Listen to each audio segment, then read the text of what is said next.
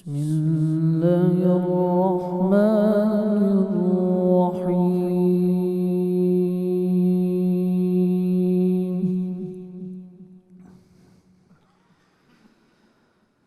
أقم الصلاة لدلوك الشمس إلى غسق الليل وقرآن الفجر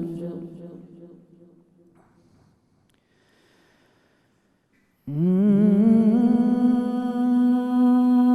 قرآن الفجر كان مشهودا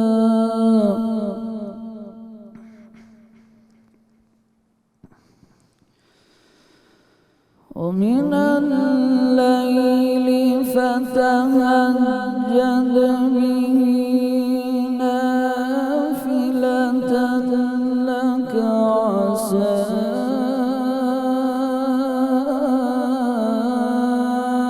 أن يبعثك ربك مقاما محمودا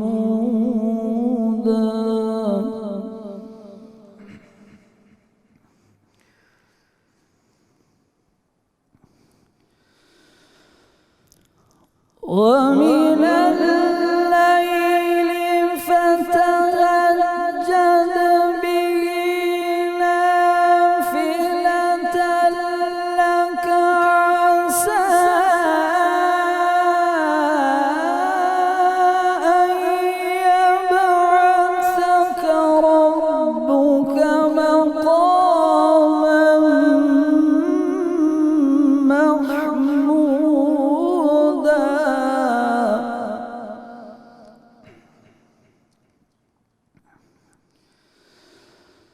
وقل رب أدخلني مدخل صدق وأخرجني مخرج صدق واجعل لي من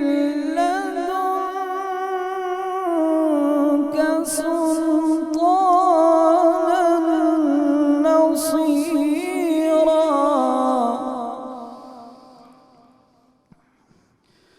وقل جاء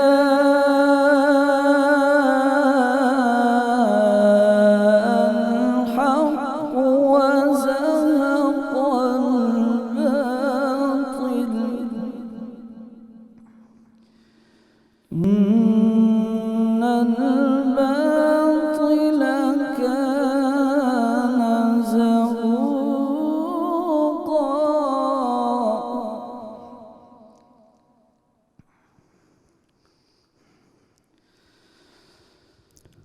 واجعل لي من لدنك سلطانا نصيرا وقل جاء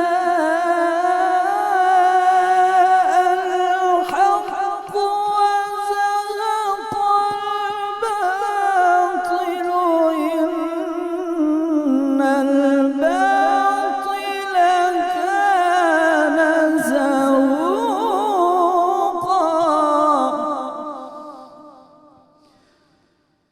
إن الباطل كان زهوقا صدق الله العظيم ماشاء اللہ جی ماشاء اللہ. ملک معروف قاری جناب قاری محمد قصفر چشتی صاحب تلاوت کلام پاک سے ہمارے قلوب کو منور فرما رہے تھے. الحمدللہ رب العالمین والصلاة والسلام علی سید الانبیاء والمرسلین اللہم صلی علی سیدنا و مولانا محمد وعلی آلہ واصحابہ وبارک وسلم وصلی علیہ. دنیا کے تمام دیکھنے والوں کو، تمام چاہنے والوں کو، تمام پیار کرنے والوں کو، اور جہاں جہاں تک اس وقت میری آواز کو سنا اور مجھے دیکھا جا رہا ہے، جنید اقبال کی جانب سے انتہائی محبت کے ساتھ السلام علیکم۔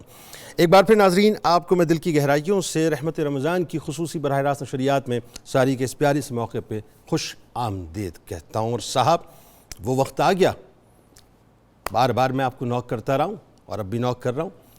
مغفرت کا عشرہ چند لمحوں کے بعد ہمارے درمیان سے اپنے دامن کو چھڑا کر جانے والا ہے۔ یہ جو چند لمحے نا صاحب، یہ بڑے قیمتی ہیں۔ ان کو روک تو سکتے نہیں، پا ضرور سکتے ہیں۔ تو اس لیے روکنے کی زحمت نہ کیجیے گا، پانے کی تک و دو کیجیے گا، اور پائیں گے صرف اسی طرح سے کہ اپنی جو دل کی کنیکٹیویٹی ہے اللہ کے ذکر کے ساتھ اللہ کی بارگاہ سے جوڑے رکھیے گا۔ آج کا دن تاریخ اسلام کا انتہائی شاندار اور انتہائی تابناک دن ہے ناظرین۔ آج کے دن کائنات کے تاجور امام الانبیاء 10,000 صحابہ کرام رضوان اللہ تعالیٰ علیہم اجمعین کے جلوہ میں اس مقدس زمین میں داخل ہو رہے ہیں، اسی مکہ پاک میں داخل ہو رہے ہیں جس مکہ پاک میں ان پر تشدد کیا گیا، جس مکہ پاک کی مقدس سرزمین کو ان پر تنگ کیا گیا، جس مکہ پاک کو چھوڑنے پر سرور دو جہاں امام الانبیاء صلی اللہ علیہ وآلہ وسلم کو مجبور کیا گیا، کہ جس مکہ پاک کو آپ علیہ السلام کے اجداد نے بنایا بھی تھا اور بسایا بھی تھا۔ یعنی ناظرین، وہ لمحہ کسی قیامت سے کم نہ تھا جب سرکار مدینہ صلی اللہ علیہ وآلہ وسلم ہجرت فرما رہے تھے۔ وہ منظر کسی قیامت صغریٰ سے کم نہ تھا جب کائنات کے مالک و مختار کو مکہ پاک سے ہجرت کرنے کا فیصلہ کرنا پڑا۔ وہ لمحہ کسی طوفان سے کم نہ تھا صاحب، کہ جب مکہ معظمہ کے مالک نے مکہ کا آخری دیدار کیا، کہ کیا قیامت خیز لمحہ تھا کہ جب آپ علیہ السلام پلٹ کر کعبے کو دیکھتے تھے اور فرماتے تھے کہ اے مکہ، تو کتنا پیارا شہر ہے، تو مجھے کس قدر محبوب ہے، اگر میری قوم مجھے تجھ سے نہ نکالتی تو میں تیرے سوا کسی دوسرے مقام پر سکونت اختیار نہ کرتا۔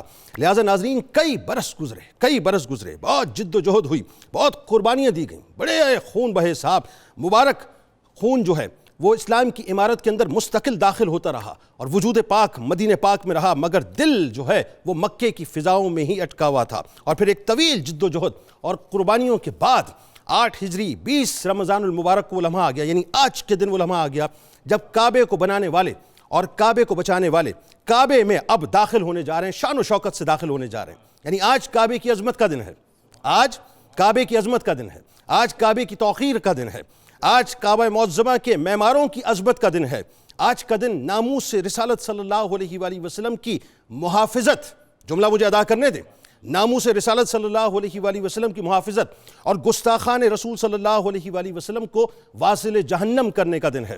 آج کا دن کعبہ معظمہ کی طرف خلق کو بلانے والوں کا دن ہے۔ آج کا دن فاؤنڈر آف کعبہ حضرت ابراہیم علیہ السلام کی تمنا کی تکمیل کا دن ہے۔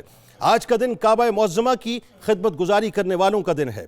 آج کا دن کعبہ معظمہ پر حجر اسود نصب کرنے والے کا دن ہے۔ آج کا دن کعبہ معظمہ کو بتوں سے مکمل طور پر پاک کرنے کا دن ہے۔ آج کا دن رہتی دنیا تک مسلمانوں کے لیے قبلہ بنانے والوں کا دن ہے۔ آج کا دن کعبہ معظمہ کی چھت پر بلال حبشی رضی اللہ تعالی عنہ کی آذان کے گونجنے کا دن ہے۔ آج کا دن حضرت عثمان بن طلحہ رضی اللہ تعالی عنہ کی نسلوں کو رہتی دنیا تک کعبے کی کلید برداری کا شرف سونپنے کا دن ہے۔ آج کا دن کریم ابن کریم کی کریمی دنیا پر مکمل طور پہ آشکار کرنے کا دن ہے۔ کہ آج کا دن رحمت للعالمین کی رحمت کے جلوے دیکھنے کا دن ہے۔ آج کا دن اسلام کے ماتھے پر امن و سلامتی کا تاج سجانے کا دن ہے۔ آج کا دن دراصل اسلامو فوبیا کے خاتمے کا دن ہے۔ آج کا دن کعبے کا دن ہے۔ آج کا دن اسلامی تاریخ کا ایک ایسا انقلابی اور ایک ایسا عظیم ٹرننگ پوائنٹ ہے ناظرین، کہ جس نے عرب کی سیاست کے رخ کو مکمل طور پر تبدیل کر کے رکھ دیا، کہ تاریخ انسانی نے نہ اس قدر کمال پروٹوکول اس سے پہلے دیکھا تھا، نہ ہی اس کے بعد کبھی دیکھے گی، لیکن تاریخ انسانی نے یہ بھی دیکھا صاحب کہ اس قدر افو درگزر نہ پہلے کوئی کر سکا تھا، نہ اس کے بعد کوئی کر سکے گا، کہ کائنات کے مالک و مختار اپنی بھرپور طاقت اور قوت کے ساتھ، یعنی مکمل اسٹرینتھ کے ساتھ اپنے سبز دستے کے جلوہ میں تشریف لا رہے ہیں۔ آپ مہاجرین اور انصار کے درمیان فروکش ہیں، جیسے چاند ستاروں کے درمیان چمکتا ہے، ایسے ہی رسول کریم صلی اللہ علیہ وآلہ وسلم کائنات کے چاند اپنے ستاروں کے درمیان جلوہ افروز ہیں۔ چاروں طرف جھنڈے ہیں، پرچم لہرا رہے ہیں، ہر طرف فولاد ہی فولاد نظر آ رہا ہے، اصیل گھوڑوں کی ہنہناٹ کی آوازیں آوازیں مکمل طور پہ گونج رہی ہیں، جسموں پر فولادی زریں چمک رہی ہیں۔ آج کسی کی طاقت نہیں بلکہ مصطفی لشکر کے سامنے کھڑا ہو سکے، آج کسی کی طاقت نہیں کہ مصطفی لشکر سے کسی طور سے ٹکرا سکے، کہ وقت کے سارے فرعون آج اپنے سروں کو جھکائے کھڑے ہیں کہ آج صرف اللہ اور اس کے رسول صلی اللہ علیہ وآلہ وسلم کی ہیبت ہے۔ ناظرین کرام، مگر قربان جائے کہ رحمت للعالمین صلی اللہ علیہ وآلہ وسلم کی رحمت للعالمینی پر، کہ آپ صرف امت مسلمہ کے لیے، تمام انسانوں کے لیے، صرف تمام انسانوں کے لیے نہیں، آپ تو اپنے یعنی انسانوں میں بھی ان کے لیے بھی رحمت للعالمین بنا کے بھیجے گئے جو آپ کی جان کے دشمن تھے۔ وما ارسلناک الا رحمت للعالمین کا ٹائٹل اللہ نے آپ کو عطا فرمایا ہے، کہ وہ دل سوز منظر ذرا یاد تو کیجئے کہ جب اس مکے کو چھوڑنے پر آپ کو مجبور کیا گیا، جس مکے کو آپ علیہ السلام کے اجداد نے بنایا تھا، بسایا تھا، کہ ایک وہ قیامت خیز دن تھا کہ جب اسلام و فوبیا کے شکاروں نے بانی اسلام کو مکہ پاک چھڑوایا تھا، اور ایک آج کا دن ہے جب مسلمان اپنی فل اسٹرینتھ کے ساتھ، مکمل طاقت کے ساتھ اپنے قائد امام الانبیاء صلی اللہ علیہ وآلہ وسلم کی قیادت میں مکہ پاک میں داخل ہو رہے ہیں۔ مسلمانوں کو دہشت گرد کہنے والے، میں ان سے مخاطب ہوں جو مسلمانوں کو دہشت گرد کہتے ہیں، جو اسلام کو دہشت گردی کا مذہب کہتے ہیں، کیونکہ مجھے معلوم ہے ہمارا پروگرام ہندوستان میں بھی دیکھا جاتا ہے، ہمارا پروگرام ویسٹرن ورلڈ میں بھی دیکھا جاتا ہے، لہٰذا میں ان سے مخاطب ہو کے بات کرنا چاہتا ہوں کہ جو اسلام کو دہشت گرد کہتے ہیں، دنیا میں اسلام و فوبیا کا پرچار کرتے ہیں۔ اسلام و فوبیا کو تو میرے رسول نے فتح مکہ کے دن ختم کر دیا تھا، نیست و نابود کر دیا تھا، بتلا دیا تھا کہ اسلام سے خوف نہ کھانا، بانی اسلام سے خوف نہ کھانا، اسلام کے پیروکاروں سے خوف نہ کھانا، اسلام امن کا مذہب ہے، سلامتی کا مذہب ہے، عفو درگزر کا مذہب ہے۔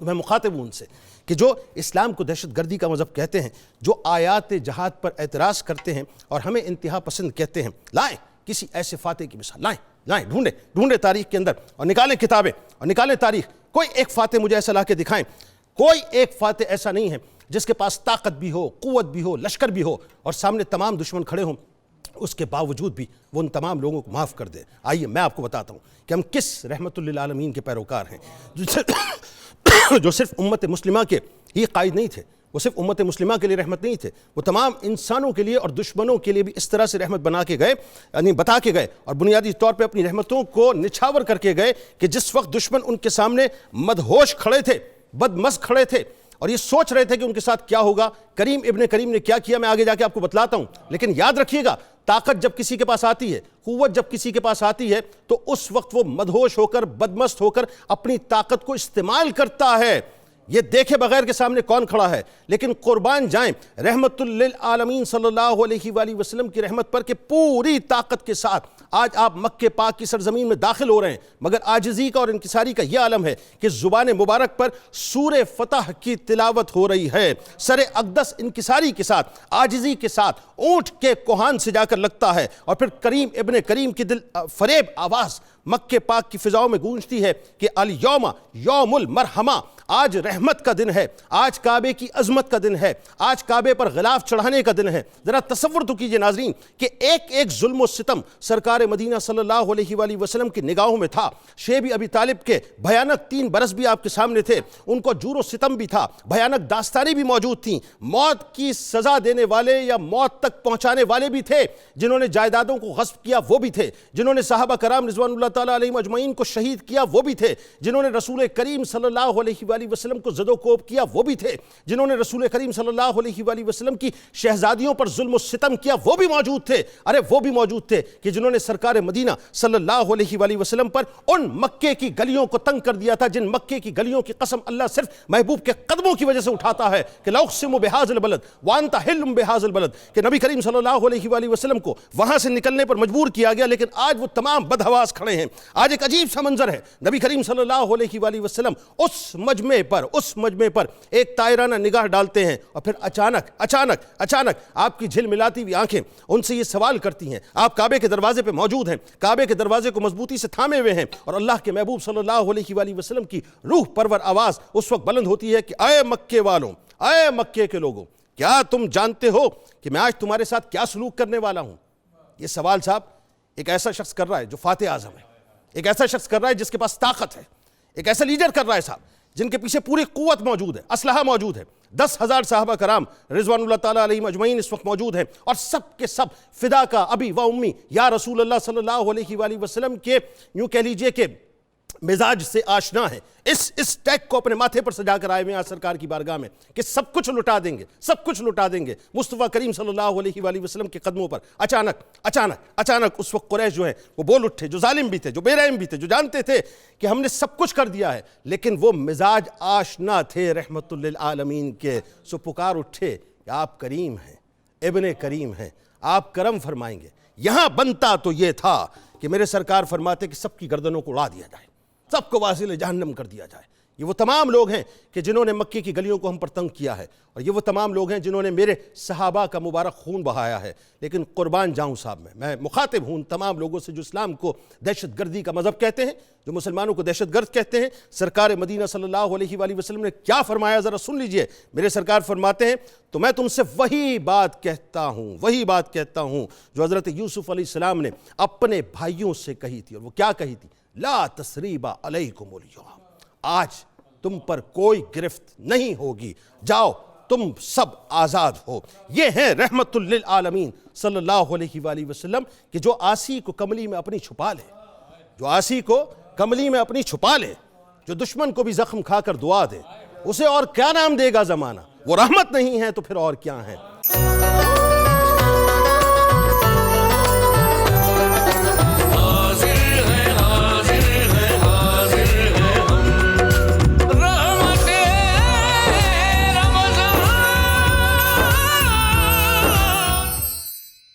پروفیسر صاحب، سب سے پہلے ذرا آئیے ہمیں لے کے چلیں غزوہ فتح مکہ کے جو اسباب تھے وہ ذرا بتائیے، اور ایک ایگریمنٹ ہوا تھا جو بنو خزاعہ اور بنو بکر سے ظاہر ہے جو معاہدے کا معاملہ تھا صلح حدیبیہ کی جو پرسپیکٹیو میں، اس کو بھی ذرا بتائیں کیا تھا اور اس کی ٹوٹنے کی وجوہات کیا بنی، یہاں سے ذرا آغاز کیجیے۔ محترم جنید اقبال صاحب، بہت شکریہ۔ بسم اللہ الرحمن الرحیم، اللہم صلی علی محمد وعلی آل محمد وبارک وسلم۔ رمضان 1444 اور رمضان 2008، رمضان 8 ہجری، اس رمضان کا ذکر 20 رمضان 8 ہجری کا ان برستی رحمتوں میں ذکر، کیا بات ہے کہ رمضان تاریخ نبوت کا نہایت ہی عظیم الشان عنوان ہے، واہ، انتہائی عظیم عنوان ہے۔ سیرت مقدسہ کا ایسا سنہرا باب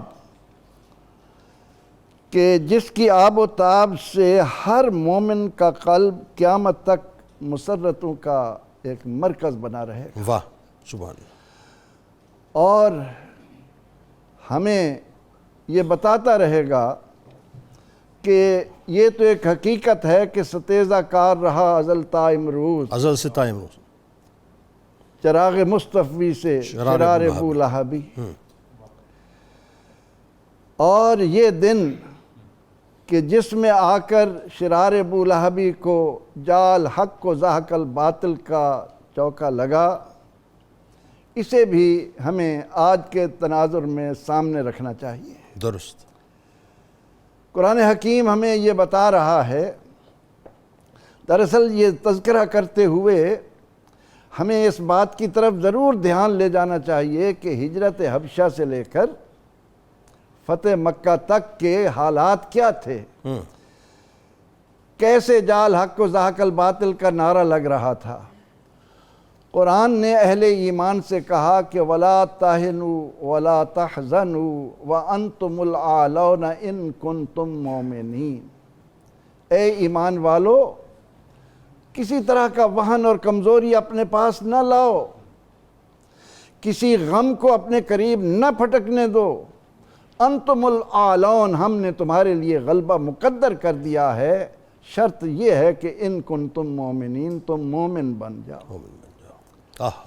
پروردگار عالمین نے واضح طور پر فرمایا کہ یہ مقام پانے کے لیے ان تنصر اللہ ینصرکم، اگر تم اللہ کے مددگار بنو گے تو اللہ تمہارا مددگار بنے گا۔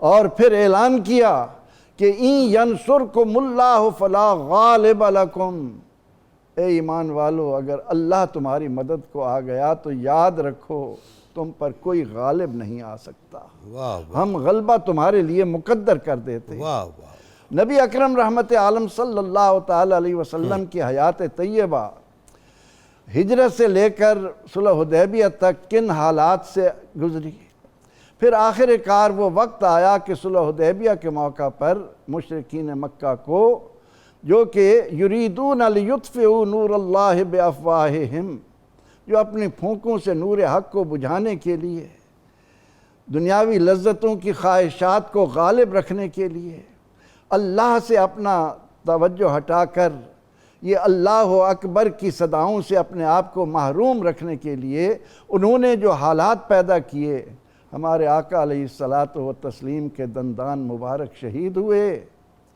ہمارے آقا و مولا صلی اللہ علیہ وسلم کے سر اقدس پر خود دھنسا، کن کن حالات سے گزرے، اور پھر جب وہ موقع آیا کہ مشرکین مکہ کو حدیبیہ کے مقام پر معاہدہ کرنا پڑا، آپ صلی اللہ علیہ وسلم تو امن کے داعی ہیں، بڑی خوبصورت باتیں آپ نے اپنی ابتدائیہ میں لوگوں تک پہنچائی، جزاک اللہ۔ آپ تو رحمت للعالمین ہیں، آپ تو انسانیت کو اس کا حقیقی رخ دینا چاہتے ہیں، لیکن دنیاوی لذات کے چاہنے والے ان باتوں کو نہ انہوں نے کبھی گوارا کیا، نہ کر سکے، نہ کر رہے ہیں۔ آج بھی کشمیر اور فلسطین کے حالات غزوہ فتح مکہ کی روشنی میں اہل ایمان کے لیے اس باب کو کھول رہے ہیں کہ ذرا اپنی اداؤں پر غور کیجئے کہ تم نے ایمان کی قدر و منزلت کو جو کہ غلبے کی بنیاد ہے اس کو کہاں کھڑا کیا ہوا۔ صحیح۔ جب معاہدہ ہوا، بڑی تفاصیل ہیں، اختصار کے ساتھ ہم نے چلنا ہے، اس معاہدے میں جہاں اور شکیں تھی کہ آئندہ 10 سال تک ہمارے درمیان جنگ نہیں ہوگی، اس میں ایک شک یہ بھی لکھی گئی کہ آس پاس کے قبائل اپنے آپ کو جن کے ساتھ منسلک کر لیں گے، جن کے حلیف بن جائیں گے، ان کے اس حلف نامے کو بھی اس معاہدے کی صورت میں برقرار رکھا جائے۔ یہ صلح حدیبیہ کی بات ہے۔ صلح حدیبیہ کی بات۔ اب اسی اثناء میں مکہ مکرمہ کے قریب 2 قبائل بنو خزاع اور بنو بکر جو چھوٹی چھوٹی باتوں پر کئی سالوں سے جنگ میں مبتلا تھے، ایک دوسرے کے نقصانات کے لیے درپے رہتے تھے، ان میں سے بنو خزاع آگے بڑھے اور انہوں نے آ کر مشرکین مکہ کے سامنے یہ اعتراف کیا کہ ہم اپنے آپ کو رسول اکرم رحمت عالم صلی اللہ علیہ وسلم کا حلیف بناتے ہیں، اور بنو بکر نے آ کر مشرکین مکہ کے ساتھ اپنے آپ کو منسلک کر لیا۔ ٹھیک، معاہدہ ہو گیا، حضور سید عالم صلی اللہ علیہ وسلم احرام کھول کر واپس چلے گئے۔ ٹھیک، اور تھوڑا ہی عرصہ گزرا تھا کہ بنو بکر نے موقع کو غنیمت جانتے ہوئے کہ اس وقت ہمارے ہاتھ لگے ہیں، بنو خزاع پر مظالم کرنا شروع کیا اور ان پر اتنا ظلم ڈھایا کہ وہ اپنی جانوں کو بچانے کے لیے بھاگ کر حرم مبارک میں آ گئے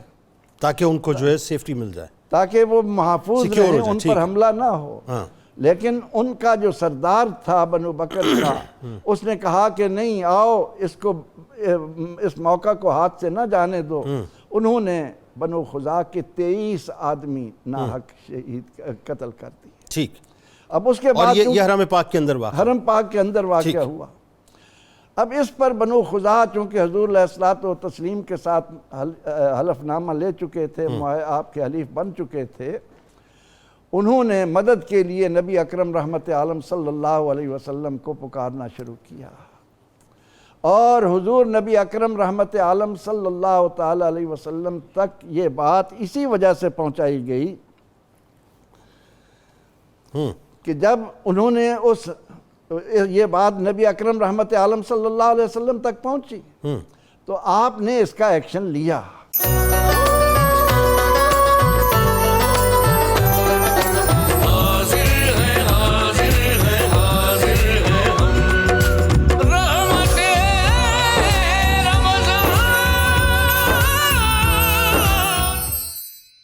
ذرا ڈاکٹر صاحب یہ بتائیے کہ سرکار مدینہ صلی اللہ علیہ وآلہ وسلم ظاہر ہے اس وقت مدینہ پاک میں تشریف فرمائیں اور اس پورے واقعے کو، اس المناک واقعے کو آپ وہاں پہ دیکھ رہے ہیں، اور سرکار مدینہ صلی اللہ علیہ وآلہ وسلم کو ظاہر اس کی اطلاع بھی پہنچتی ہے. تو جو ظلم بنو بکر نے اس وقت کیا کس انداز سے اس کو آپ نے بیان کیا سب کے سامنے, اور جو خاص طور پہ مدد کا آپ نے اعلان فرمایا, ذرا یہ اس پہ تھوڑا سا. بسم اللہ الرحمن الرحیم. ہمیشہ یاد رکھیں کہ صلح حدیبیہ کا موقع پر حضور نبی اکرم صلی اللہ علیہ وسلم نے جو معاہدہ کر لیا تھا, اس معاہدے کے بعد قریش مکہ بہت پریشان رہتے تھے. ان کو پتہ تھا کہ نبی کی شخصیت اتنی جادو اثر ہوتی ہے, اب یہ جو معاہدہ ہو گیا کہ جنگیں نہیں ہوں گی, یہ اپنے تصرفات اور اپنے فیوزات اور مسلمانوں کی کثرت کو تیزی سے پھیلا لیں گے. اس کو آپ امیجن تو کریں, 1400 صحابہ صلح حدیبیہ میں بیٹھے ہیں جی, اور فتح مکہ کے لیے جو آ رہے ہیں وہ 10,000 صحابہ آ رہے ہیں. اتنی کثرت کے ساتھ اسلام پھیلا. تو دیگر وجوہات کے ساتھ یہ وجہ بھی بنی کہ کسی طرح دوبارہ لڑائی کو چھیڑا جائے. ٹھیک, تو یہ واقعہ پیش آ گیا. تو حضور نبی اکرم صلی اللہ علیہ وسلم بھی ان واقعات سے باخبر رہتے تھے. ٹھیک ہے, بذریعہ وحی بھی آپ کو اطلاع آ جاتی تھی, اور نبی کے لیے روحانی اور نبوت کی جو بصیرت ہوتی ہے اس سے بھی یہ چیزیں بعید نہیں ہوتی. حضرت عائشہ صدیقہ رضی اللہ تعالیٰ عنہ کہتے ہیں کہ اس رات حضور نبی اکرم صلی اللہ علیہ وسلم میرے حجرے میں تھے. تو جب آپ صبح اٹھے تو آپ نے مجھے بتایا, عائشہ آج بڑا عجیب واقعہ پیش آیا ہے کہ بنو خزاعہ پر بنو بکر نے اور قریش نے مل کر بہت اندوہناک ظلم کیا ہے. اللہ, انہوں نے میرے ساتھ کیے ہوئے اس حدیبیہ کے معاہدے کی کوئی ایک لاج بھی نہیں رکھی, ٹھیک, اور اس انجام کو نہیں دیکھا کہ میں کس طریقے سے اب بڑھ رہا ہوں. تو حضرت عائشہ صدیقہ کہنے لگیں کہ ان کے لیے تو اب بہت سخت اقدامات ہوں گے. یعنی تو آپ نے کہا یہ جو کہ ایگریمنٹ بریچ ہوا یہ ان کی طرف سے ہوا ہے, مسلمانوں کی طرف سے مسلمانوں کی طرف سے نہیں ہوا. حضرت میمونہ رضی اللہ تعالیٰ عنہ کہتے کہ آپ میرے گھر تھے. ٹھیک, آپ جب تہجد کے لیے اٹھے تو میں دیکھ لگی کہ آپ وضو کی تیاری کر رہے ہیں, تو آپ کہہ رہے ہیں لبیک لبیک لبیک. پھر تھوڑی دیر کے بعد آپ کہتے ہیں نصرتا, نصرتا, مدد کیے گئے, نصرتا. تو کہتی ہے چونکہ میں وضو کی تیاری میں ساتھ تھی, تو میں نے پوچھا یا رسول اللہ کس کے ساتھ آپ بات کر رہے تھے؟ تو آپ نے فرمایا کہ میں کسی کے ساتھ باتیں نہیں کر رہا تھا, وہ جو عمر بن سالم خزاعی ہے وہ دور سے مجھے بلا رہا ہے. وہ وفد کے لوگ وہاں تڑپ رہے ہیں, ابھی ان کی باتیں وہاں ہو رہی ہیں, تو میں ان کو یہاں کہہ کر جواب دے رہا ہوں کہ میں حاضر ہوں, میں حاضر ہوں, میں وفا شعار ہوں, تمہارے ساتھ میرے معاہدے ہیں, جو تمہارے ساتھ ظلم ہوا ہے میں اس کا بدلہ تمہیں لے کر دوں گا. اللہ. تو یہ ڈاکٹر صاحب کون سی ٹیکنالوجی تھی ویسے عام جو کم علم لوگ ہیں ان کو ذرا سمجھانے کے لیے, کہ سرکار علیہ السلام مدینہ پاک میں موجود تھے اور کوئی سامنے آیا نہیں بتانے کے لیے اور آپ سن رہے تھے؟ وہ نبوت کی اور روحانیت کی یہ ٹیکنالوجی ہوتی ہے جس کو آج کل تجدد پسند لوگ ٹکرا دیتے ہیں. تو نبی وہ ہوتا ہے, جبرائیل اگر لوہے محفوظ سے وحی کے الفاظ لینے لگے تو نبی کو زمین پر بیٹھے ہوئے اطلاع ہو جاتی ہے کہ آپ پر وحی آنے لگی ہے, آپ ذہنی طور پر تیار ہو جاتے ہیں. اس کے بعد آپ صبح گئے, صبح جانے کے بعد آپ نماز پڑھا چکے تھے. تو اس زمانے میں عمر بن سالم خزاعی اور بدیل بن ورقہ خزاعی 40 بندوں کو ساتھ لے کر وہاں آئے. انہوں نے وہ ایک اندوہناک پوری داستان بیان کی, اور بنو بکر نے اور قریش نے جس انداز سے ظلم کیا, پھر اس میں دیکھیں کتنی زیادتی کی بات ہے کہ خانہ کعبہ میں چھپنے والے بندوں کو بھی اس طرح تہ و تہ کرنا. تو یہ ساری باتیں جب حضور نے سنی تو حضور نے ان کو تسلی دی. ٹھیک, ان کا کہ آپ گھبرائیں نا, اس پوری حکمت عملی کا میں ضرور جواب دوں گا, ٹھیک, آپ تسلی کے ساتھ جائیں. ٹھیک. پھر چونکہ آپ کے علم میں ہے کہ نبی کے اندر جو حکمت عملی ہوتی ہے, جی, جو گہرائی ہوتی ہے, آپ نے فوری طور پر وہاں کی اطلاع لینے کے لیے حضرت زمرہ رضی اللہ تعالیٰ عنہ کو بھیجا. ٹھیک, بھئی مجھے وہاں جا کر ساری رودات بتائیں. اوکے, یعنی کراس چیک بھی آپ نے کیا. یہ نہ ہو کہ ان کی طرف سے مجھے ہے, آپ مجھے صورتحال ان کی بھی بتائیں اور ان کو جا کر 3 آپشن میری طرف سے دیں. اوکے, یا تو یہ ہے کہ بنو خزاعہ کو جو تم نے دردناک طریقے سے قتل کیا ہے ان کی ہمیں دیہ دے دیں. ٹھیک ہے. دوسرا یہ تھا کہ یہ جو بنی نفاسہ تھے انہوں نے جس طرح تکالیف کا ماحول بنایا ہے اس کے بارے میں بھی مجھے اطلاع دیں.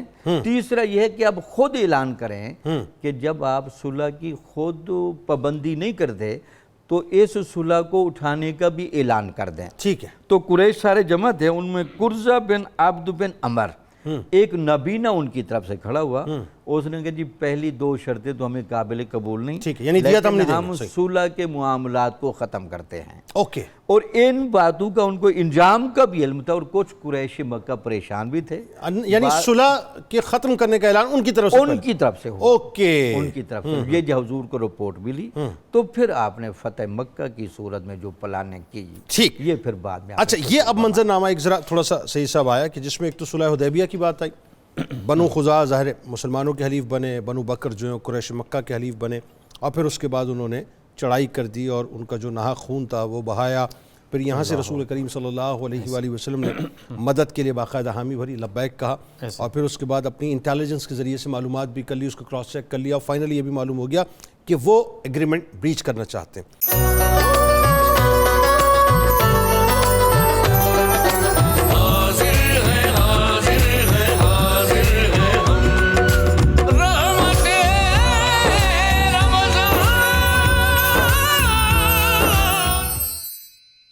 اچھا, اب اس کے بعد کا ایک اور منظرنامہ ہے کہ جہاں جناب ابو سفیان رضی اللہ تعالیٰ عنہ ابھی تک ایمان نہیں لائے, لیکن ان کو ظاہر ہے کفار مکہ کو اندازہ ہو گیا کہ جو ہم کر گئے یہ غلطی کر گئے. اب آپ مدینہ پاک تشریف لاتے ہیں, سرکار مدینہ صلی اللہ علیہ وآلہ وسلم جید صحابہ کرام رضوان اللہ تعالیٰ علیہ مجمعین کے پاس, اہل بیت اطہار کے پاس سب سے پہلے اپنی بیٹی ام حبیبہ سلام اللہ علیہ کی بارگاہ میں آتے ہیں. تو وہ جو کردار جناب ام حبیبہ سلام اللہ علیہ نے دین اسلام کے لیے اور غلامی رسول صلی اللہ علیہ وآلہ وسلم کا چولہ پہن کے جو ادا کیا ہے, ذرا اس پہ بات کیجیے. بسم اللہ الرحمن الرحیم. جنید بھائی, سب سے پہلی گزارش تو یہ ہے کہ آج کا جو انٹرو ہے نا جی, یہ صرف الفاظ کی روانی نہیں تھا, جذبات کا اجتماع تھا. اور اس کے بعد شیر میاں داد بھائی نے, خان صاحب نے سوز و گداز اور تپش کے ساتھ جو ایک روح کو جلانی دی, اور میرے صاحبان مبارکان کے جو مبارک الفاظ ہیں ان کو میں اپنے دامن کی عزت بنا کے آج کے دن کو اس طرح سے آپ کے سامنے بیان کرنے کی کوشش کروں جس طریقے سے ایک نوجوان مومن کا بیان کرنا حق بنتا ہے. تاریخ عالم اور تاریخ اسلام کو اس ایک دن نے ایسے بدلا کہ آج آپ کو 4 دانگ عالم سید عالم صلی اللہ علیہ وسلم کے نام کے نعرے نظر آتے ہیں. اب یہ پورا منظر نامہ دیکھیے, اور اس منظر نامے کے بعد وہ شخصیت جو ابھی دائرہ اسلام میں نہیں آئی لیکن وہ بڑی مشہور تھیں, جناب ابی سفیان, جس طرح آپ نے فرمایا کہ وہ مدینہ منورہ آئے کہ دوبارہ اس کو ایک دفعہ ہم معاہدے کو قائم کر سکیں. اور ویسے بھی آپ نے جب سے اسلام آیا تھا تب سے لے کے یہ 8 ہجری کے ان ایام تک اپنے طرف سے ایک کمال بہترین منظم ڈپلومیٹ کا کردار ادا کیا ہوا تھا, اور ٹیبل ٹاک کے ذریعے اس کو حل کرنا چاہتے تھے.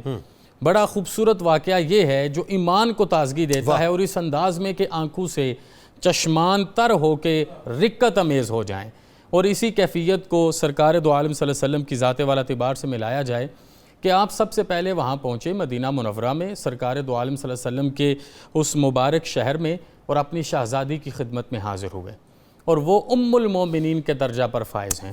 اب میں وہ جو آیت کریمہ دیکھتا ہوں نا, النبی جو اولا بالمؤمنین من انفسہم وازواجہ امہاتہم, اس آیت کی ایک بڑی خوبصورت تطبیق یہ ہے کہ یہ حکم تو ہے کہ نبی کو اپنی جانوں سے بہتر مانو, سب سے افضل مانو, اعلیٰ مانو, اولا مانو, کریم مانو, اور جو ان کی ازواج ہیں وہ تمہاری مائیں ہیں. باقی سارے بعد میں مانتے تھے, ازواج پہلے مانتی تھی, ازواج پہلے مانتی تھیں. آپ حضرت صدیق اکبر کی بیٹی کو دیکھیں گے جو صدیقہ کائنات ہیں, محبوبہ کائنات ہیں, حمیرہ ہے میرے آقا صلی اللہ علیہ وسلم کی. آپ حضرت فاروق اعظم کی شہزادی کو دیکھیں گے, آپ یہاں پر حضرت ام حبیبہ سلام اللہ علیہ ورضی اللہ عنہا کی ذات والا اعتبار کو دیکھیں کہ باپ بیٹی کا رشتہ کیا ہوتا ہے. ایمان میں سب سے اعلیٰ بات یہ ہے کہ سرکار دو عالم کا مخدومہ کونین سے کیا رشتہ تھا کہ چشمان رسالت, یہ میں ایک جملہ عرض کرنا چاہوں گا کہ چشمان رسالت جب بھی سیدہ کے چہرے کو دیکھتی تو چشمان رسالت اور چشمان طہارت دونوں سے آنسوؤں کا سیل رواں جاری ہو جایا کرتا تھا. تو اس انداز میں وہ آئے اپنی بیٹی کے گھر, مہمان نوازی تو درکنار, جیسے کہ بستر پر بیٹھنے لگے، یہاں یاد رہے ابھی اسلام قبول نہیں کیا، بستر پر بیٹھنے لگے، انہوں نے بستر لپیٹا. اب یہ جو بستر لپیٹنا تھا نا، میرے دل میں یہ آواز آتی ہے کہ صرف بستر نہیں لپیٹا گیا، ان کے دل کے اندر اسلام کے بارے جتنا بھی معاملہ تھا وہ سارا لپیٹا گیا. واہ واہ واہ واہ. اور اگر میں جملہ یوں باندھوں کہ یہ وہ لمحہ تھا جب کاخ نخوت طاغوت زمین بوس ہو گیا، کیا اچھی بات، تمام کفار ڈیمورلائزڈ ہو گئے. اور اس ایک موقع کے بعد ان کا ڈپلومیسی کا انداز، سفارت کا انداز بالکل بدل گیا. وہاں سے اٹھے. اب باپ نے بیٹی سے جب یہ معاملہ دیکھا تھا تو انہیں پتا چل گیا میری بیٹی سرور اورنگے نشین آنے عالم کو مجھ سے کیا مقام عطا فرمائے. اب حضور کی خدمت میں حاضر ہوئے، مرتبہ اور مقام سمجھ آنا شروع ہو گیا، وہ بھی اپنے خون سے. واہ واہ واہ واہ. اب آقا کی خدمت میں حاضر ہوئے، بولتے رہے، لیکن میرا نبی ہمیشہ مظلوم کے ساتھ ہوتا ہے. سرکار دو عالم صلی اللہ علیہ وسلم نے اپنی زبان مبارک سے ایک لفظ بھی قرطاس کی زینت نہیں بنایا. وہاں سے اٹھے تو حلیمیت جن کی ذات کا آئینہ دار ہے، حضرت صدیق اکبر خلیفہ بلا فصل کی ذات والا تبار کے پاس پہنچے. آپ نے بڑے اس وقت ایک حلیمانہ انداز میں کہہ دیا، میں اس معاملے میں آپ کی کوئی مدد نہیں کر سکتا. اب میں جس ذات کا جملہ بولنے لگا ہوں نا، ان کا حضور کے ساتھ عشق اور ناموس رسالت کی تحفظ کا انداز ہمیشہ نویکلا رہا ہے. الگ بات، الگ جملہ، الگ مزاج کے ساتھ آگے چلے ہیں. جب سیدنا فاروق اعظم کی خدمت میں آئے تو آپ نے ون لائنر دیا پوری امت کو، اور فتح مکہ سے پہلے فتح مکہ کا جوش دکھا کے کہا اگر میرے پاس کچھ نہ ہو، صرف ایک چھڑی ہو، پھر بھی میں اس چھڑی کے ساتھ ان کفار کے ساتھ جہاد کرتا نظر آؤں گا، سفارش نہیں کروں گا، کمپرومائز نہیں. اب میں جملہ اس ذات کے بارے میں بولوں کہ جن کی شجاعت کی شہادت تو پوری دنیا میں ہے، لیکن آج ان کے علم و حکمت کی رانائیاں بھی نظر آنے والی ہیں. یعنی جناب ابو سفیان رضی اللہ تعالیٰ عنہ ابھی ایمان نہیں لائے، لیکن اب یکے بعد دیگرے جو سب کے پاس جا رہے ہیں، سب کے پاس جا رہے ہیں اور اپنا پیغام کسی نہ کسی طریقے سے کنوے کرنا چاہ رہے ہیں. اچھا، اگر وہاں پر یہ پیغام ایکسپٹ ہو جاتا نا تو شاید کوئی منظر اور ہوتا. اب وہ جبین مشیت سے مسرت یہی واضح ہے کہ ان کو بھی حلقہ بگوش اسلام کرنے کا ارادہ ہے. لایا گیا مولا کائنات کی خدمت میں، اور مولا کائنات نے جلوہ قوت دین اپنی تلوار سے سینچا ہے، اور شان و تمکین ایمان کی خاطر اپنا سب کچھ قربان کیا ہے. آپ نے وہاں پر حکمت کا مظاہرہ کیا، تدبر کا مظاہرہ کیا، فہم و فراست کا مظاہرہ کیا کہ جاتے رہیں گے، بات بننی کوئی نہیں. انہوں نے کہا ایک ہی حل ہے، اپنی طرف سے ایمان کا اعلان کر دیں، ون سائیڈڈ ایمان کا اعلان کر دیں. مقصود یہ تھا کہ ادھر سے یہ ایمان کا اعلان کریں گے، اپنی طرف سے مطمئن ہو جائیں گے اور مکہ مکرمہ واپس چلے جائیں گے. پھر اس کے بعد جو خفیہ تدابیر کرنی ہیں، جس طریقے سے شہر مکہ کو فتح کرنا ہے، یقیناً آنا مدینۃ العلم و علی بابوہا کے رستے سے آپ کو بھی اس ساری چیز کا علم تھا. تو پھر وہ اس کے بعد مسجد نبوی میں جاتے ہیں، اپنی طرف سے ایمان کا اعلان کر دیتے ہیں. اب وہ کیونکہ ون سائیڈڈ تھی، اب وہ دوبارہ جڑ نہیں سکتی تھی، اور وہاں سے دوبارہ پھر وہ امان کا اعلان کر دیتے ہیں، بیسیکلی امان کا. اچھا، میرا خیال ہے اس دوران شاید وہ سیدہ کائنات کی بارگاہ میں بھی گئے تھے، امام حسن پاک علیہ السلام کی بارگاہ میں بھی گئے تھے، اور انہوں نے بھی انکار کر دیا کہ ہم کسی طور سے جو ہے اعلان نہیں کریں گے. اور اس کے بعد کیا ہوا پھر بتائیے؟ اس کے بعد پھر یہ مکہ مکرمہ واپس تشریف لے گئے. جیسے مکہ مکرمہ پہنچے تو سارے کفار اسی وقت سمجھ چکے تھے. جیسے قبلہ ڈاکٹر صاحب نے کہا نا جی کہ ان کو پہلے ہی یہ فکر لاحق ہو چکی تھی کہ اب ہمارے ساتھ وہ معاملہ ہوگا جسے مسلمان فتح مبین کہتے ہیں، جن کو اللہ نے وحی دے دی ہے. تو وہ جب وہاں پر پہنچے، ان سے یہ پوچھا گیا، تو جب بتایا گیا کہ میں نے یوں امان کا اعلان کیا ہے، تو انہیں اسی وقت سب نے خبر دے دی کہ اب ہمیں سرکار دو عالم صلی اللہ علیہ وسلم کی ذات والا اعتبار سے کوئی بچا نہ پائے گا.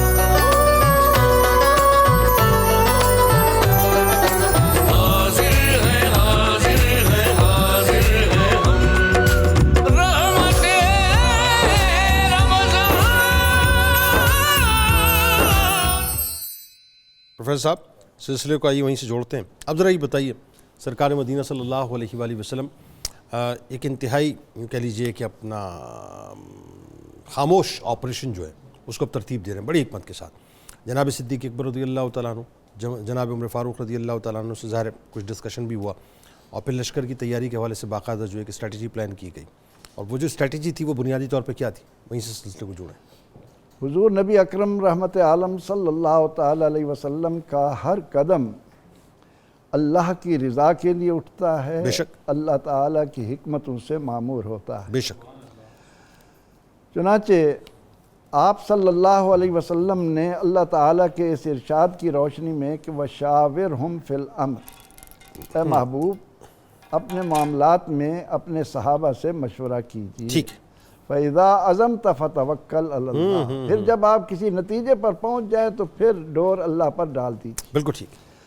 حضور نبی اکرم رحمت عالم صلی اللہ علیہ وسلم کا ایک انداز تھا کہ جب کبھی کوئی اس قسم کے معاملات آتے تو آپ صلی اللہ علیہ وسلم اپنے حجرہ اقدس سے تنہا تشریف رکھتے، بیٹھ جاتے۔ واہ۔ اپنے حجرے کے باہر اللہ کے محبوب علیہ السلام کو اکیلے بیٹھا دیکھ کر پھر صحابہ کرام رضوان اللہ علیہ مجمعین پروانوں کی طرح جمع ہونا شروع ہو جاتے، لیکن دور بیٹھتے۔ ٹھیک۔ جس کو رسول اللہ صلی اللہ علیہ وسلم اجازت دیتے، جس کو بلانا ہوتا، وہ آ کر آپ کے قریب بیٹھ کر آپ کی بات کو سنتا، باقی دور تشریف رکھتے۔ ٹھیک۔ اب نبی اکرم رحمت عالم صلی اللہ علیہ وسلم نے اسی انداز میں حکمتیں تو رخ مصطفیٰ صلی اللہ علیہ وسلم صلح حدیبیہ کے موقع پر کائنات کو دے چکے تھے، واہ، کہ جس کا اللہ تعالیٰ نے یوں اعلان کیا اِنَّا فَتَحْنَا لَكَ فَتْحًا مُبِينًا۔ اللہ اکبر، اللہ اکبر۔ جو بات صحابہ رضی اللہ عنہم کو وہاں سمجھ نہیں آ رہی تھی، آقا علیہ الصلاۃ والتسلیم کی نظریں جب ان باتوں کو دیکھ رہی تھیں، تو اب جب ابو سفیان پوری کوشش کے باوجود اپنے ارادے میں ناکام رہے اور واپس تشریف لے گئے، اور وہاں جا کر مشرکین مکہ کے سامنے جب ساری صورتحال آئی تو وہ تو جان گئے کہ اب ہماری خیر نہیں ہے۔ اب آپ صلی اللہ علیہ وسلم یقیناً بنو خزاع کی مدد کے لیے تشریف لائیں گے، یعنی اب فیصلہ ہو چکا کہ اب کسی طور سے کمپرومائز نہیں ہوگا۔ ٹالا نہیں جا سکتا۔ ٹھیک۔ تو آپ صلی اللہ علیہ وسلم نے اپنی اسی عادت مبارکہ کے مطابق جب اپنے حجرہ مبارکہ سے باہر جلوہ فروزی کی، صحابہ کرام رضوان اللہ علیہ مجمعین جمع ہو گئے، تو آقا علیہ السلام نے اس موقع پر صحابہ سے فرمایا کہ میرے صدیق کو بھیجو، رازدار نے نبوت کو بھیجو۔ آپ صلی اللہ علیہ وسلم نے سیدنا صدیق اکبر رضی اللہ عنہ کو بلایا اور اپنی دائیں جانب ان کو بٹھایا۔ ٹھیک۔ یہاں پر اس بات کی بھی ہم ایمانی لذت بڑھاتے چلیں کہ رسول اکرم رحمت عالم صلی اللہ علیہ وسلم فرماتے ہیں کہ میرے یہ دو صحابہ ابو بکر اور عمر، یہ میری دو آنکھیں ہیں، یہ میرے دو کان ہیں۔ اور ایک موقع پر تو صحابہ نے دیکھا کہ حضور علیہ الصلوۃ والتسلیم نے اپنے ایک ہاتھ مبارک میں صدیق اکبر رضی اللہ عنہ کا ہاتھ لیا اور ایک میں فاروق اعظم رضی اللہ عنہ کا ہاتھ لے کر دونوں کو اس طرح سے بلند کرتے ہوئے یہ اعلان کیا کہ ہاکذا نبعث یوم القیامہ، ہم قیامت کے دن بھی اسی طرح تینوں اس انداز میں اکٹھے اٹھیں گے، اور یہ دونوں میرے وزیر ہیں، دونوں میرے وزیر۔ تو حضور نبی اکرم رحمت عالم صلی اللہ علیہ وسلم نے اس کے بعد فاروق اعظم رضی اللہ عنہ کو طلب کیا۔ ٹھیک۔ جب دونوں آ گئے تو آپ صلی اللہ علیہ وسلم نے انتہائی رازداری کے ساتھ صدیق اکبر رضی اللہ عنہ کو سارا معاملہ بتایا، اس کے بعد فاروق اعظم رضی اللہ عنہ کو بتایا۔ اب جب صدیق اکبر رضی اللہ عنہ سے پوچھا تو انہوں نے عرض کی کہ یا رسول اللہ صلی اللہ علیہ وسلم، قریش مکہ آپ کے عزیز ہیں، آپ کے قریبی ہیں، آپ جو بھی قدم اٹھائیں گے ہم آپ کے ساتھ ہیں۔ ٹھیک ہے۔ انہوں نے تو یہ مشورہ دیا، اس طرح کی رائے آپ کے سامنے رکھی۔ اچھا، اس سے پہلے اما عائشہ صدیقہ سلام اللہ علیہا کے بھی علم میں آ چکی تھی یہ بات؟ نبی اکرم رحمت عالم صلی اللہ علیہ وسلم تو سیدنا صدیق کائنات کو بتا آئے تھے کہ میرے اسلحہ کی تیاری کی جائے۔ اوکے، یعنی ان کو الرٹ کر دیا تھا، تیار کر دیا تھا کہ اب آپ شروع کر دیتے ہیں۔ اور وہ تمام سامان جو رسول اللہ صلی اللہ علیہ وسلم کا ایسے موقع پر ہوتا تھا اس کی تیاری میں لگی ہوئی تھی۔ اور اسی اثناء میں جب صدیق اکبر رضی اللہ عنہ آئے اور انہوں نے اپنی بیٹی سے پوچھا کہ بیٹی یہ کیا ہو رہا ہے، انہوں نے کہا مجھے کچھ معلوم نہیں، مجھے تو اتنا حکم ملا ہے کہ میں ان چیزوں کو ترتیب دوں جو آپ کے سفر کے لیے تیار کی جاتی ہیں۔ اب اس کے بعد جب آپ صلی اللہ علیہ وسلم نے فاروق اعظم رضی اللہ عنہ سے پوچھا تو سیدنا فاروق اعظم رضی اللہ عنہ نے اپنی گفتگو میں اعلان نبوت سے لے کر ہجرت تک کے سارے واقعات کو سامنے رکھ کر مشرکین مکہ کی ستم گریوں کو، ان کی وہ جو زیادتیاں تھیں، ان کو ایک ایک کر کے زبان سے گنوا دیا۔ ٹھیک، یا رسول اللہ صلی اللہ علیہ وسلم ان نابکاروں کو اب چھوڑنا نہیں چاہیے۔ اس کے بعد آپ صلی اللہ علیہ وسلم نے ان دونوں حضرات کے متعلق ایک اور بڑی زبردست بات فرمائی۔ وہ کیا؟ آپ نے فرمایا کہ میرے صدیق جو ہیں وہ سیدنا ابراہیم علیہ السلام کی طرح نرم طبیعت کے مالک ہیں۔ ٹھیک ٹھیک، جس طرح ابراہیم علیہ السلام باپ کے لیے پھر بھی طلب کر رہے ہیں کہ ان کے لیے بخشش کا ہو، اور فاروق اعظم رضی اللہ عنہ کے لیے فرمایا کہ یہ حضرت نوح علیہ السلام کی طرح جذبہ رکھتے ہیں، ان کے جذبات میں تھوڑی سخت گیری ہے۔ حضرت عمر فاروق رضی اللہ تعالیٰ اوفینسو تھے، وہ کمپرومائز نہیں کرے، وہ کہتے جی جو کرنا ہے وہ کر جائیں بس۔ جی اس مقام پر تھے تو حضور علیہ السلام نے فرمایا کہ شیطان یفر من ذل عمر، کہ میرا عمر جس جانب جاتا ہے شیطان راستہ بدل جاتا ہے۔ اچھا، یہ بھی مزاج یار کی بات ہے، جس کو جیسا رنگ چاہا دے دیا، جس کو جیسا رنگ چاہا دے دیا، اور پھر اس رنگ کو پسند بھی کر لیا۔ آپ صلی اللہ علیہ وسلم جو رنگ اعلاء دین کے لیے پسند کرتے ہیں وہ ان میں نظر آ رہے تھے۔ اب جب دونوں رائے دے چکے تو آپ صلی اللہ علیہ وسلم نے اس کے بعد فیصلہ فرما لیا کہ اب لشکر کو تیار کرنا ہے۔ پھر آپ صلی اللہ علیہ وسلم نے اس موقع پر یہ انداز اختیار کیا کہ انتہائی رازداری سے یہ معاملہ کیا جائے۔ آپ نے ایک ایک قبیلے کے سردار کو ایک ایک کو الگ الگ بلا کر ان کے سامنے ساری باتیں رکھیں کہ اس طرح اب موقع آیا ہے کہ مشرکین مکہ نے ہمارے لیے خود یہ موقع مہیا کیا ہے، وہ ہماری 3 شرطوں میں سے کسی کو ماننے کے لیے تیار نہیں ہوئے، اب ہمارے لیے اس کے سوا کوئی چارہ کار نہیں کہ ہم اللہ تعالیٰ کی نصرت سے مدد اور یقین رکھتے ہوئے مکہ مکرمہ کی طرف چلیں، لیکن یہ کوشش ہونی چاہیے کہ اس کا دھوم نہ پڑے، تیاریاں ہوں خفیہ طور پر۔ تو آپ صلی اللہ علیہ وسلم نے جب اس بات کا اعلان کیا تو اس کے بعد صحابہ کرام رضوان اللہ علیہ مجمعین کا ایک لشکر جرار 10,000 صحابہ رضی اللہ عنہ کی تعداد میں آپ کے ساتھ۔ اچھا، یہ تقریباً 2 برس کا فاصلہ ہے، یعنی 6 ہجری میں صلح حدیبیہ ہو رہا ہے، 6 یا 7 ہجری اور 8 ہجری کا یہ واقعہ ہے، تو یہ آلموسٹ کوئی 2 برس کا مطلب ڈسٹنس ہے۔ اور آپ یہ دیکھیے اسٹرینتھ میں کتنا زمین آسمان کا فرق آ گیا۔ وہ حکمت عملی سرکار علیہ السلام نے جو وہاں اختیار کی صلح حدیبیہ میں کہ اسلام کو ایکسپلور کرنے کا باقاعدہ موقع ملے گا، یہ موقع ملا، اور وہ 1400-1500 صحابہ جو ہیں 10,000 میں تبدیل موقع دیا، ان کو مہلت دی، اور اس انداز سے آپ نے یہ 2 سال گزارے کہ پروردگار عالمین نے اس موقع پر آپ صلی اللہ علیہ وسلم کی ایک عظمت کو یوں بیان کیا کہ لِيَغْفِرَ لَكَ اللَّهُ مَا تَقَدَّمَ مِن ذَنبِكَ وَمَا تَأَخَّرَ۔ اے محبوب علیہ السلام، آپ نے جو انداز صلح حدیبیہ کے موقع پر اپنایا ہے، آج آپ کا یہ انداز ان تمام الزامات کو ملیا میٹ کر دے گا جو مشرکین مکہ جان نہیں سکے تھے۔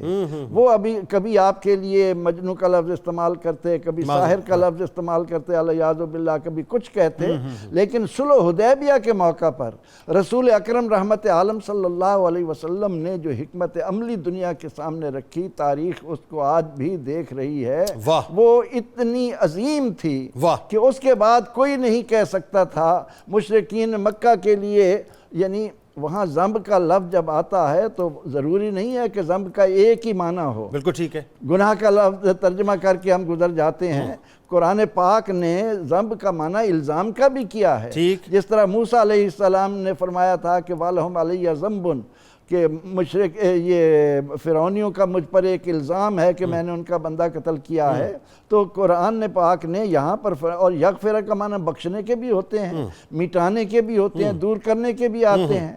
تو اللہ رب العزت نے اس 2 سال میں آپ کی حکمت عملی کو اس انداز میں چلایا کہ خود رب کائنات نے اعلان کیا کہ آج دنیا میرے آقا میرے محبوب علیہ الصلاۃ والتسلیم کی اس عظمت کو اپنے سامنے رکھے گی کہ آپ کے متعلق جو کچھ کہا جا رہا تھا وہ سارے کے سارے الزامات آج آپ سے دور کر دیے اچھا، آپ یہ دیکھیں ایک اور خاص بات، ابھی میں چونکہ ظاہر آگے اب اس طرف چلیں گے مر الزہران کی طرف، لیکن یہ ایک بات ابھی میں آپ کی بات سے ہی سوچ رہا تھا کہ یہ میرے رب نے یعنی کیسا ایک پورا ایک ڈیوائن روڈ میپ ہے۔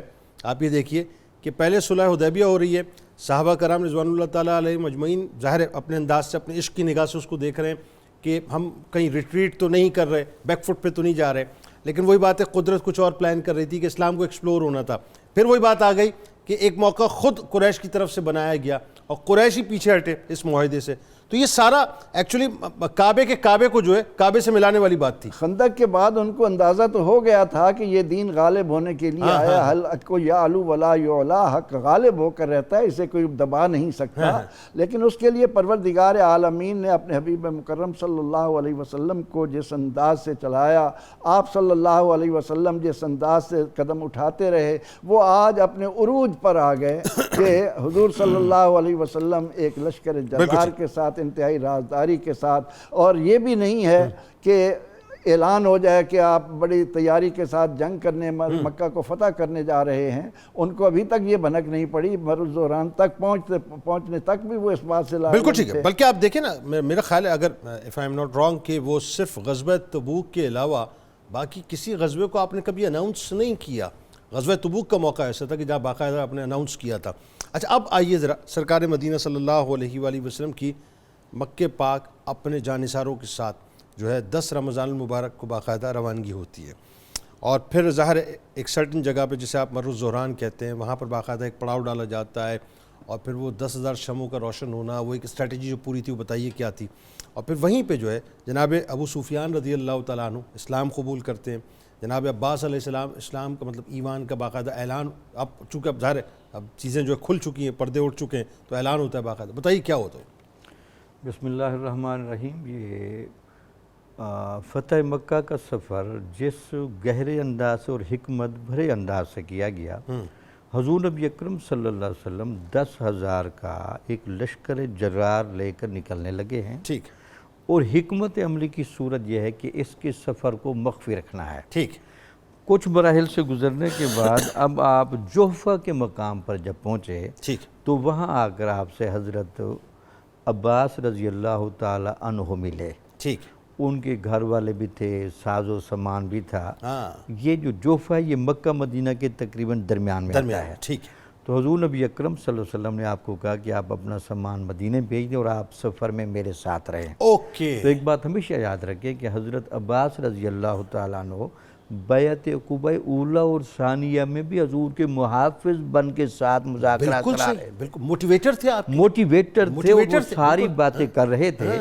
تو اس پر ہمارے محققین قیاس کرتے کہ آپ ایمان لا چکے تھے، نبوی انٹیلیجنس کا کردار ادا کر رہے تھے، نبوی انٹیلیجنس کا کردار۔ تو آپ کو وہاں اس لیے روکا گیا تھا، بلکہ حضور نبی اکرم صلی اللہ علیہ وسلم سے آپ نے کئی دفعہ اجازت بھی مانگی، تو آپ نے وہ بڑے تاریخی جملے ارشاد فرمائے کہ میں آپ کو خاتم المہاجرین کا ٹائٹل اسی طرح دینا چاہتا تھا جیسے اللہ تعالیٰ نے مجھے خاتم النبیین کا ٹائٹل دیا ہے۔ واہ واہ واہ واہ، سبحان اللہ، یہ بنیادی حکمت یہ تھی کیا کہ آپ کو میں اس اعزاز میں لے آؤں۔ واہ واہ واہ، اس کے بعد یہ لشکر جرار ابوا کے مقام پر جاتا ہے۔ ٹھیک ہے، وہاں بھی 2 بندے، ایک ابو سفیان بن حارث بن عبد المطلب، یہ بھی آپ کے بڑے قریبی رشتہ دار، کون سے مقام پہ جاتا ہے؟ یہ ابوا کے مقام پر۔ ابوا کے مقام پہ۔ اس کے بعد عبداللہ بن ابی امیہ ہاں، جو حضرت ام سلمہ کے بھائی ہیں، ٹھیک، یہ اس مقام پر حضور سے باقاعدہ مذاکرہ کرتے ہیں، ایمان لے آتے ہیں۔ ہاں، اس کے بعد یہ جو لشکر جرار ہے، ایسے نہ چلائیں نا لشکر کو،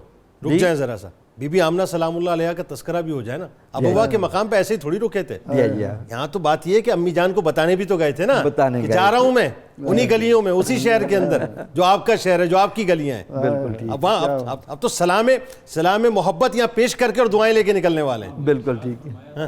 ذکری باقن وقت ترکت خیرا وولدت طہرا، میرا ذکر ہمیشہ باقی رہے گا کیونکہ میں نے صرف بیٹا نہیں پیدا کیا، امت کے لیے خیر کو پیدا واہ کیا، واہ، ڈاکٹر صاحب بتائیے۔ پاکیزگی کے مرکز کو پیدا کیا۔ بالکل ٹھیک ہے۔ پھر وہاں سے بھی آپ اس برکت کے ماحول سے گزرے اور والدہ صاحبہ کو سلامی دے کر گئے، اور زبان حال سے کہتے گئے کہ آپ نے جو میرا نام محمد رکھا تھا، آج میں پورے عالم کے سامنے تعریف کا حقدار بن کے جا رہا ہوں۔ واہ واہ واہ، اس کے بعد آپ آگے جاتے ہیں، مر الزہران پر جب یہ پڑاؤ ڈالتے ہیں تو حضور نبی اکرم صلی اللہ علیہ وسلم نے صحابہ کو کہا کہ سارے لوگ جس جس خیمے میں ہوں گے اس خیمے کے سامنے ہر کسی نے آگ جلانی ہے، تاکہ وہاں سے جو قریش مکہ کو اگر اطلاع ملے تو وہ ہمارے کثرت کو دیکھ کر حیران ہو جائیں۔ ایک ہمیشہ یاد رکھیں، نبی کی حکمت یہ ہوتی ہے کہ بغیر لڑائی کے کام ہو جائے تو بہتر ہوتا ہے۔